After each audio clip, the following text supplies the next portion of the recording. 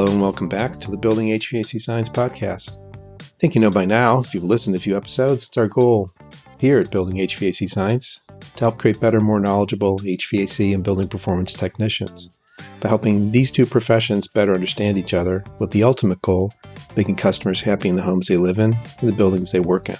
In this episode, this is another one of those that came from a thought, an idea, something I read on LinkedIn. A gentleman named Jesse Smith wrote an article for Asterisk Magazine called Lies, Damn Lies, and Manometer Readings. Now, how more attractive can that be to a building science nerds like myself, Eric, Kaiser, and I? Jesse will tell us about his experience in this podcast and challenges in the HVAC field. And this all came through his journey from working in carpentry to specializing in high-performance buildings and energy retrofits. We delve into the concerns Jesse has about construction in the HVAC industry's stagnation in productivity and innovation since the 70s. And he, like many others, call for better education and accountability in this industry to overcome these challenges. Jesse's perspective is that coming from an insider, he's calling for systemic change, advocating the adoption of better practices and technologies to improve building performance and ultimately contribute positively to societal health and environmental goals. Big heady words there, but Jesse's a really down-to-earth person. I think you'll enjoy this interview that Eric and I have with Jesse Smith. Hey everyone, welcome back to the Building HVAC Science Podcast with Bill Spohn and Eric Kaiser.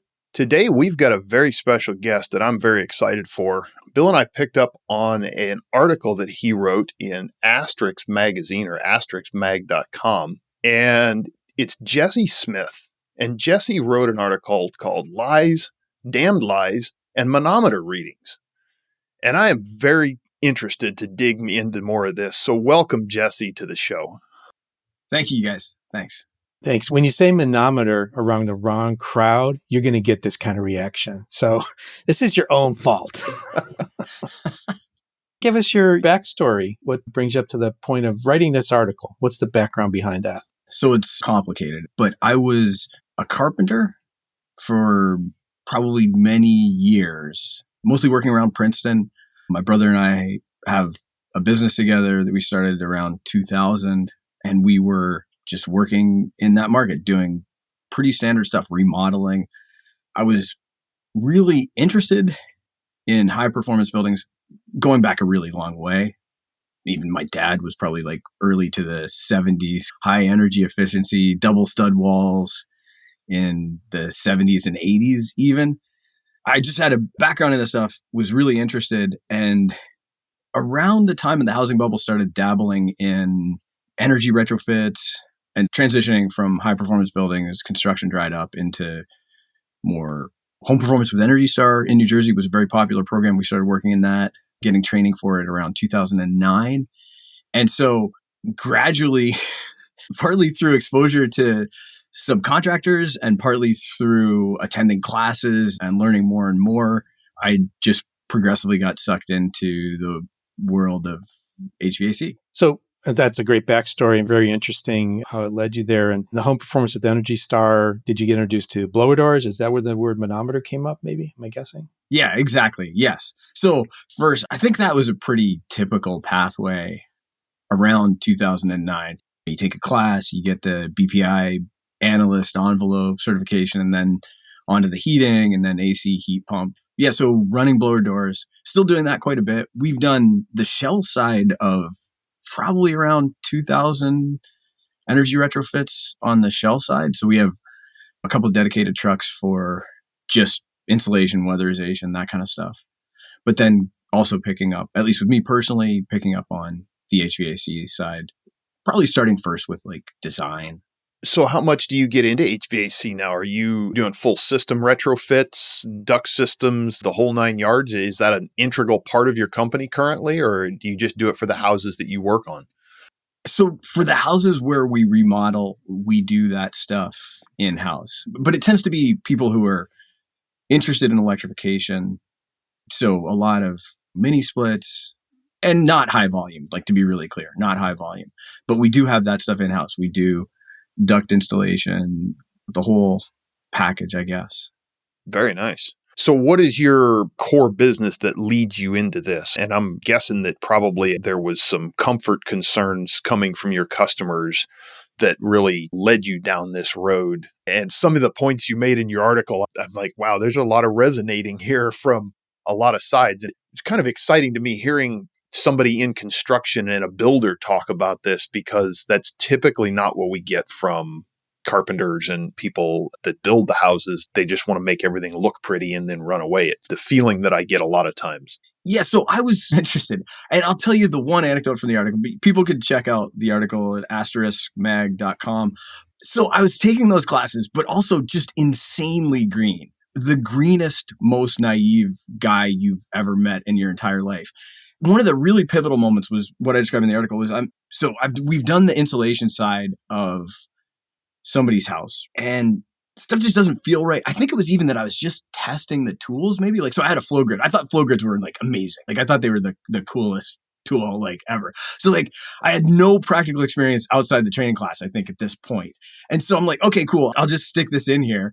And I knew the outdoor unit was 3 tons. So in my mind, 1200 CFM exactly right or whatever. And I drill the holes and set it all up and I stick it in and it's 2000 CFM.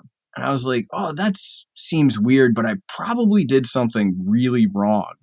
So I actually re-drilled the holes, without any real understanding of even what the holes are doing. I'm just following the instructions from the Energy Conservatory and plugging this in. And I get as close to the exact same number by restaging the test. And so I'm sitting in this person's basement for no reason. There's no reason really for me to be doing this, I don't think, other than I want to get time on the tools. And I'm reading the manual and I'm reading about dip switches and not fully understanding, but eventually I find the dip switches and they're all in the off position, which anybody who knows anything now is, okay, cool, that nobody set dip switches. And I called the technician who I knew. We're friends. And he says, you don't have to do that. I said, the dip switches, they're in the same position. Did you set airflow? He goes, you don't have to. It knows. And I said, are you sure? And I was really uncertain. And he goes, yeah, it knows. You just plug it in and it knows. And understand, we're not talking communicating stuff here. We're talking a 20-year-old outdoor unit that we've just matched a new furnace to. And I remember being this does not feel right. And eventually I reset dip switches and reran flow grid and had airflow in the 1200 range. But this led me on this thing where my guess is maybe in excess of 90% of furnace AC matches just do not have, they're just stuck in default. And it led to the cruxy bit of the article, which is that endemic HVAC incompetence is really damaging to society and sits at the crux of 2 catastrophic risks to humanity, one being pandemic prevention via indoor air quality, and then the other being global warming. So we're really at the crux of those 2 points, and we're not doing very well. And it's also completely overlooked. And this led into a lot of my thinking about the pandemic and what I ended up working on through there. But anyway, sorry, I hope that clarifies things. When did you publish this article? When did it first appear? I think maybe last month, quite recently. I actually wrote a forum post on the Effective Altruist forum about this and had decent feedback on that. And they approached me. Asterisk Mag reached out to me after they read the forum post. Any other reactions? Any other invitations to podcasts? We're jealous. But No, this is my first ever podcast. So wow. It's super exciting. Wow. We broke you in right here. Exactly. This is amazing. I like it. I get to talk with the titans of industry. I've followed you guys for a while. Yeah, you had Joseph Allen on. Yeah. Yeah. It's really cool stuff. A lot of the things you said in here and a lot of the conclusions you reached are actually very much in parallel to where other people in the industry are going. And that was one of the things that fascinated me about what you wrote down here, was that you reached these conclusions in a completely different way. So it really reinforced to me a lot of the things we're seeing happen in the industry today and we're realizing about the industry. And this has been heading this way over the past, I'll say, 5 to 8 years. It's in my time in the industry, I've really started to see this realization growing that, hey, we're not doing these things right out here. And there's people now that are starting to point this out and try to move the industry in a better direction. Yeah, that is a multifactorial type of problem, but I agree. I think I'm one of the guys who's probably not pulling punches. I maybe don't have as much to lose. So not a lot of people are saying that endemic incompetence, they're not using the framework of endemic incompetence. I'm just coming right out and saying it. People can come at me about it.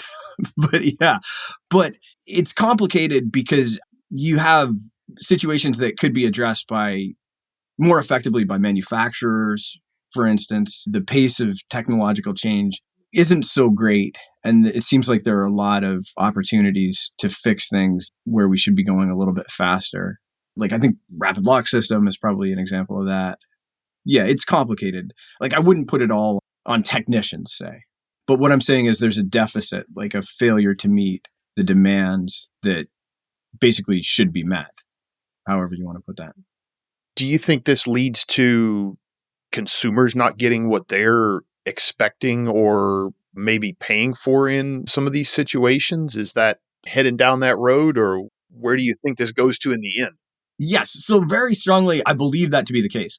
I sort of view this across this backdrop other problem where a lot of people in the industry don't realize this, but the construction industry in the United States has had no economic growth since the 1970s. You could go on NBER and check out Austin Goolsbee has a fairly recent paper, maybe a year ago. This is really bad. If you aren't following economics that closely, you can't have entire segments of an economy not experience productivity gain. Other sectors, their productivity gain is probably at least mid-single digits. By anybody's measuring, the United States construction industry has experienced no productivity growth since the 1970s, since I was born, basically. This is a really big deal. And to some extent, it indicates broad problems, but I think there's an HVAC contribution potentially here. I don't have super strong feelings about it, but yes. So essentially, people buying construction services are being robbed of productivity growth generally. And then I think HVAC as a microcosm of that is even slightly worse. So we've had, Eric and I, and through our business and our interactions over the years, have had the benefit of seeing what we think is great strides in productivity, but it sounds like it's not getting out there to the masses. Do you have any idea why? No, I don't think anybody does. Okay, we're done talking now. I wanted an answer here. I think broadly in construction, there have been several hypotheses that have been ruled out, I think. So capital investment isn't one of them, or doesn't appear to be one of them. It's a difficult problem. And here again, I'm speaking broadly. Nobody's really looking at, that I'm aware of, nobody's really looked at HVAC in isolation. But I do feel that more people in positions of authority in various subtrades should be keyed into this. This is a really big deal. Think of economic growth since the 1970s, and then think, okay, construction as an industry has experienced none of that. How different was your life in the 1970s? Pretty significantly different. The economy is probably, maybe we're 5x by now. Not construction. That's an interesting take. I'm going to have to go read more stuff. Thank you. I will send you some links. Here comes rabbit hole. Yeah. Here comes another rabbit hole.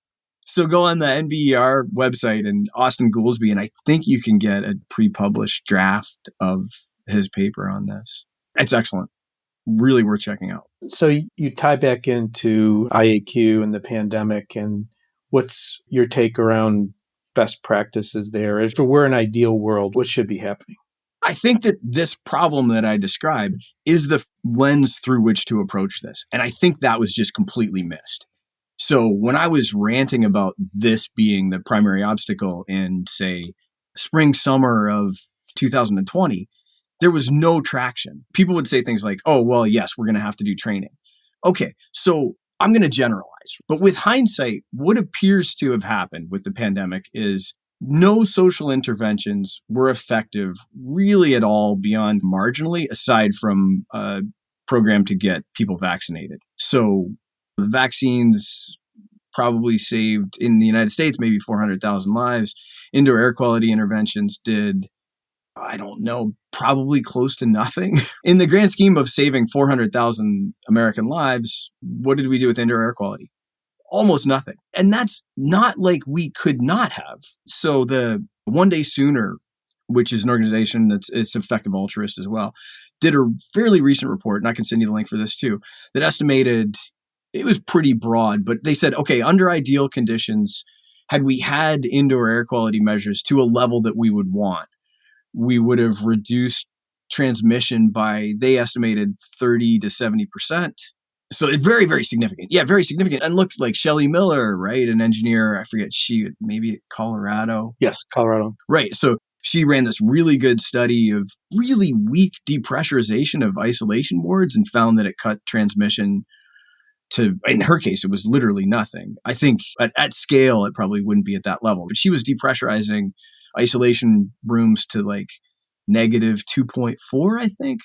Pascals. Yeah, pascals. Yeah, sorry. Yeah, negative 2.4 pascals with reference to the hallway, I think was her study. Then she had no transmission between isolation rooms.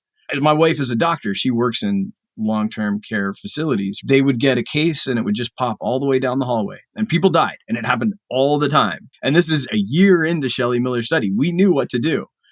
And so we had no ability to deliver interventions that were effective. And I think as a consequence, probably we had a lot more deaths than we had to. And I really think that's probably, to some extent, that's on the HVAC industry. To some extent, I think it's on the people in public health roles not keying into this problem on the ground. So if you were ranting about this being an obstacle in 2020, there was no traction. Right now, hey, they hit their head against the wall for 3 years and they're coming around on it, right? Yeah. Right. But this is real. So I'm sorry. And then going to your question, what do you do? Well, you give people tools. I think the tools of doing this are probably the tools that I would say to my wife were going to become popular in June of 2020. Like I said, I remember saying to my wife, I was like, when the kids go back to school in September, there's just going to be a big CO2 monitor in every single classroom. You're going to go to a restaurant, there's going to be a CO2 monitor. The prediction I've most been wrong about in my life, and there are many, but that was really a big one. So I think giving people tools of indoor air quality is probably going the right. Air things are amazing. Their interfaces probably could be a lot better in terms of public buildings, but yeah, those types of tools I think are probably the direction. Sorry, that's a long answer. No, that's great. It's awareness, education, what's it like, realization, relating it to your problem, investigation, and then some action. Yes. And I think being a pain in the ass. I talk about in the article, so, and I'm sure you guys heard it too, right? We can't upgrade the filter in our school system that can't handle MERV 13. Okay, cool. Great. That's a dead end conversation for the great majority of people who aren't technical. But if you're a pain in the ass, you go, oh, okay, cool. Show me where you drilled the holes. Show me where I assume you took external static pressure. So just show me where you drilled the holes. There's no holes. Do you own a manometer? No. It says in the manual, like, okay, show me in the manual. So I think to some extent, people have to become acclimated to the norms around a culture that is, in cases like that, not fundamentally honest, and they're willing to just take it all the way. We're really guessing without testing there. Yeah, I would say. And I talk about it in the article. There was never an instance where I found that someone had done anything other than say they can't do it. And that was many, many cases. Universally, that's what's reported across the country. Like I was inundated with stuff on social media related to this. Someone would say, oh, the facilities person says they can't upgrade the filters to MERV 13. Okay. Do you think this is like we just have a issue not knowing what to do or how to do it? Or do you think maybe there's an issue with people wanting to pay to do it? Or where do you think this whole starts here? I don't know. That's a crisis that seems to be a mix of malevolence and incompetence. You could just say, oh, I don't know how to do this, but and that would be fine. But if you're also being like someone doing that, someone saying, oh, I can't do this. That was a weird claim. It's not unheard of, but I don't totally understand the psychology of the claim. It seems like the type of thing people will say when they really don't want to do something and they've had no accountability whatsoever for any previous claim that was deceptive. I'm going to get hate mail on that one. I can feel it. We won't share your email address, or we'll just make one up. Do you see anything? You're doing something really tremendous from like your position in the world by bringing this topic up. So congratulations. It's not like you should be the focus for this discussion, but you are the focus for this particular discussion, with us at least. Do you see anything that's giving you some rays of hope, some change in process, some things that are different that perhaps you can spur some of our listeners to? Sure. There are just some real kick-ass techs, and I definitely didn't give enough credit to that. There is this minority of technicians who, despite everything, just are crushing it. So you have that. And I don't know how to get that to percolate through, but you see examples of companies, you see examples of technicians. The backdrop isn't amazing. So I don't know how those technicians can be used to pull everybody up. You also see technological stuff. Like I think we're probably going to technology our way out of a lot of problems. To some extent, it's surprising that we haven't already in some cases. Like refrigerant leakage is just a really big deal right now. And so I just think that's a problem we're just going to tech our way out of. I don't see a world in which, I mean, I could be totally wrong on this. If we're doing flare fittings in 20 years, that would be really weird to me. Do you guys feel the same way about this? Things have moved along quite a bit in some areas. It's interesting to see where they're going. And I don't know if what we have now is the ultimate answer, but things change. I mean, you mentioned earlier the flow grid. Well, look what's happened with that with the new digital true flow grid. That was a huge step forward in both ease and accuracy. So it'll be interesting to see where the technology goes. Going back to the indoor air quality, I'm really interested to see like a lot of the automation that's starting to happen, because we've had the first stage of, okay, we can start testing this, but what do we do with these readings? You mentioned some air quality monitors out there, and I think a lot of people got those results, but then didn't know what to do with it. Or if they needed to do something with it, they didn't know how to do it or what to do in the immediate. It wasn't an immediate action thing for them. Whereas a lot of that stuff now we're starting to see those reactions automated. So it's something that just happens for us, like a thermostat turning on the heat or turning off the heat so that it keeps it at a comfortable point. Yeah, so here we're talking about CO2 as a proxy and like demand-based ventilation based on CO2 levels, that kind of stuff. With anything, CO2, PM2.5, there's all kinds of different things that are happening in the marketplace now. I wanted to bring up a self-plug here for a movement that we started called Better HVAC. Have you seen anything on that yet? I don't think I have, no. Okay, betterhvac.org. It's been a term kicked around for a couple years by a number of people, sort of in the minority circle that you mentioned before. And there's 3 of us in a group that have decided to push it forward. And we launched it at the HVAC School Symposium back in February and got well over 100 people, maybe close to 120 people now that were calling themselves champions, who want to do better and want to share best practices and want to communicate their betterness eventually to consumers. So consumers have a way of learning and finding people to do better work. That sounds really promising. So yeah, somebody's got to do it. Because it's all out there. Like you said, it's all out there. Like Eric said, there's a lot of technology out there.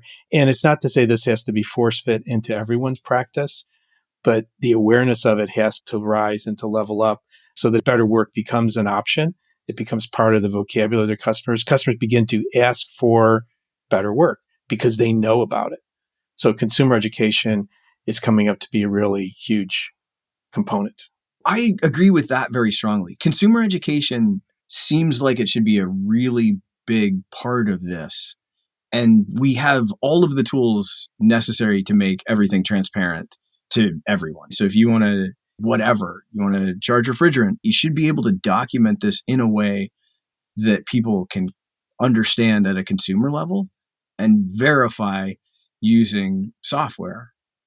I haven't seen that in widespread use, but I'd be very interested in seeing where that goes. You familiar with MeasureQuick? Yeah, of course. Yeah.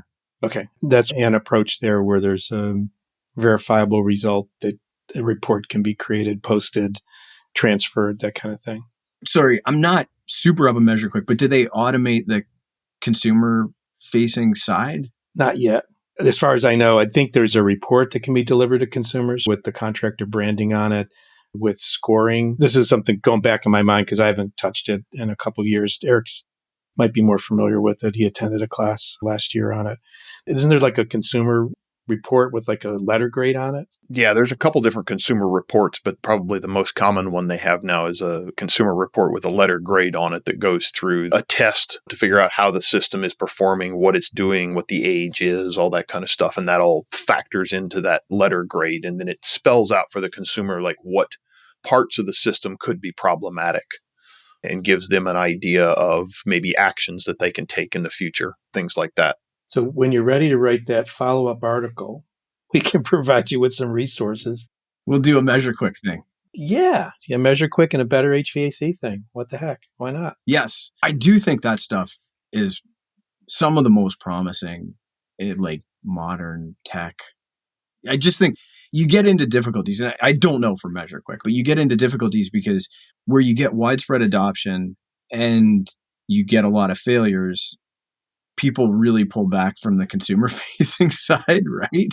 Then you're, okay, so does the consumer facing side of measure become a niche thing that a minority of people end up doing where it's like really easy? Or does it become the widespread thing that we all push to adopt and then gets quashed because the baseline of competence isn't high enough to support it? And then also it could become a catalyst for potential change. And hopefully that's how it goes down. But you do see probably there's some history of manufacturers saying, oh, let's make a visible error code on the UI. And then they're just inundated, right? And the consumer goes, oh, I have all these error codes. What's going on? So they just say, okay, well, we're just not going to put error codes on the UI. That doesn't feel like a great solution, but it's probably where things tend to go. Or like my heat pump water heater, the eco mode runs resistance. Oh, is that right? The resistance backup key. Yeah. The eco mode runs it. You have to override to heat pump only to get the true benefit and really to be in eco mode. I have a stinking or a suspicion that it's because they got too many phone calls when truly in heat pump only mode for recovery time, for high demand. But the consumer isn't given that choice. They're, I'll say, duped into thinking they're in eco mode when they're not really. Yes, this type of thing comes up a lot. Why do we have dip switches default to the highest nominal tonnage supported by the drive? Well, it's because the manufacturer doesn't want to call back. Most likely, the manufacturer doesn't want to call, oh, this thing didn't come on. So the call that is, oh, I have essentially no latent capacity whatsoever. That call probably doesn't happen 9 times out of 10. So you still have something that functionally blows cold. It's just suboptimal. But I think the ultimate architecture for that is for everybody to understand it and say, okay, it's not going to turn on unless you set it up in a way that pushes you towards optimizing. Also, one other thing I'll say here is dip switches are just a nightmare. So I get it. I'm an old guy now. Like I just turned 50. This is actually a pain. And another thing that I think is, why are we doing this? I'm sure we could come up with, well, we have other systems. It's just probably a question of cost on some level. But crawling around in the cabinet, looking at these tiny little switches seems suboptimal. That's another area I think we're going to tech our way out of. I always have to take a picture of it because I can't read it even when it's like right in front of me. And then zoom in the picture and decide where is that switch actually set. Right. If I'm dropping my reading glasses all over the place, it's not a great system. What's taking up your time now? What do you do besides write articles? I don't have a ton of direct involvement, but I'm a co-owner with my brother of an exotic lumber store. We have a mill and a kiln. I have some involvement in that. So we do a lot of live edge slabs that we sell out of there to the public, to woodworkers, and other things. Yeah. About the time I was transitioning from HVAC, I was also raced a lot of Ironman. This is like how I slacked off in my 20s and 30s, was raced Ironman a ton. And so I still run maybe in the range of maybe 45, 50 miles a week. Wow. It's not that much. Eric took part in what was it called? We did a half Ironman relay team last year. Oh, nice. Which leg did you get? I do the swim. Oh, nice.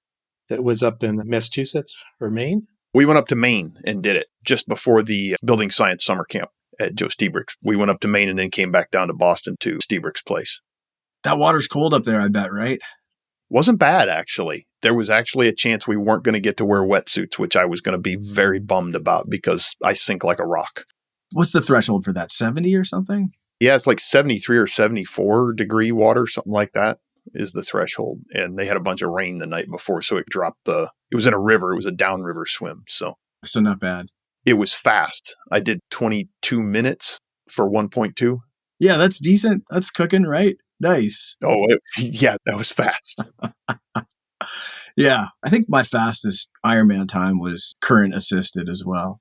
So something. Wow. Yeah, super fast. Yeah, you got lucky some days. Some days not so much. But there was always a thing where people would say that Ironman Corporation would drop a thermometer to the bottom of a lake before they'd let a few thousand people without flotation devices, i.e. wetsuits, into the water. I think they're really hesitant to let people into the water without wetsuits, but I could be wrong. I don't know if it's changed since I raced. It's been a long time. I don't know where they measured it at, but I was happy to have that wetsuit on. Definitely. You just got to pick up the bike and the run. You'll be set.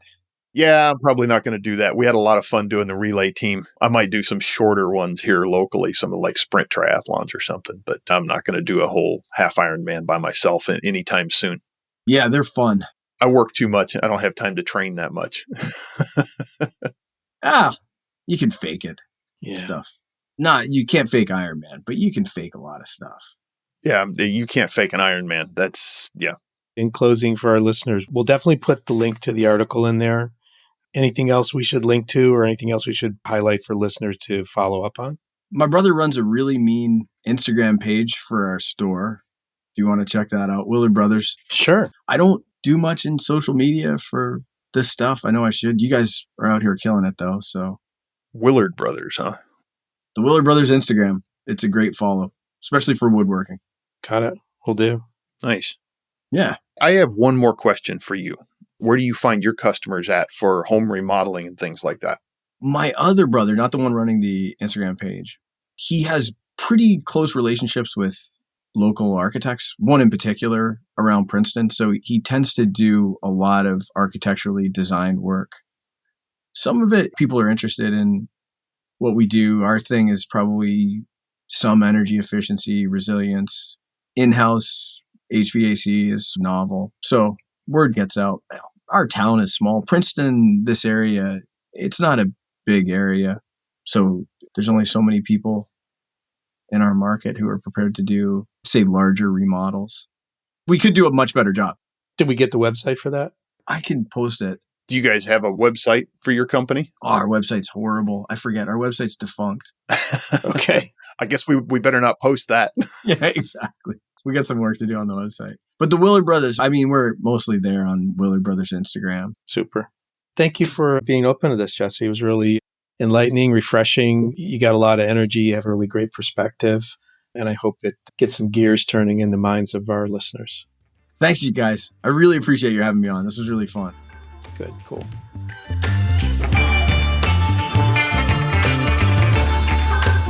Thanks again, and we appreciate you listening to us here at the Building HVAC Science Podcast. To learn more, and especially today from Jesse Smith, on the topic of lies, damn lies, and manometer readings.